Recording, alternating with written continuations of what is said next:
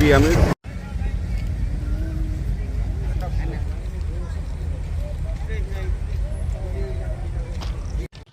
এই যে আপনার এসে দেখলাম যে সকালবেলা এসে দেখলাম যে আপনার ট্রেন তো দুর্ঘটনা ঘটছে, অন্যান্য গাড়ি তো যেতে পারছে না। তার জন্য আপনারা যত দ্রুতই হোক এখন ব্যবস্থা নিতে হবে। অনেক যাত্রীরা অনেক ভোগান্তিভাবে এইভাবে রয়েছে। কারণ হচ্ছে হলো এই চাকাটা আমরা চিন্তা করতেছি যদি রেল সরাই দিয়ে এই দিকের কাজ আমরা শেষ করতে পারি। রিলিফ ট্রেন দুই জায়গার থেকে দুটি আসতেছে, খুলনা থেকে আসতেছে, ঈশ্বরদী থেকে আসতেছে। কারণ এটা যদি লোড না হতো তাহলে এটা ইজি আমরা করতে পারতাম।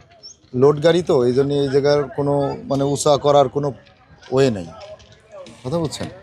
এখনই বলা যাচ্ছে না যে কতক্ষণ সময় লাগবে, কারণ এটা মেকানিক্যালের কাজ, কথা বলছেন।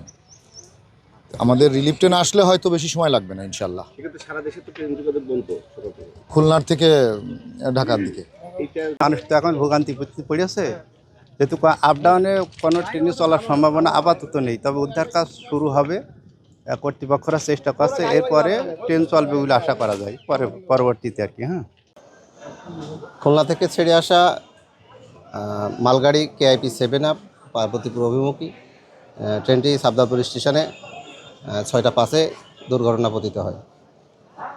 উদ্ধার কাজ চলতেছে। খুলনা থেকে কপোতাক্ষ ট্রেন, রূপসা ট্রেন, এই ট্রেনগুলো আটকা আছে, এখনও যায়নি, পার হয়নি। উদ্ধার কার্যক্রম সম্পূর্ণ হওয়ার পরে ট্রেন চলাচল স্বাভাবিক হবে। সেক্ষেত্রে কতক্ষণ লাগতে পারে? সেক্ষেত্রে উদ্ধার যান আসার পরে, ওনাদের কার্যক্রম করার পরে বোঝা যাবে কতটা সময় লাগতে পারে।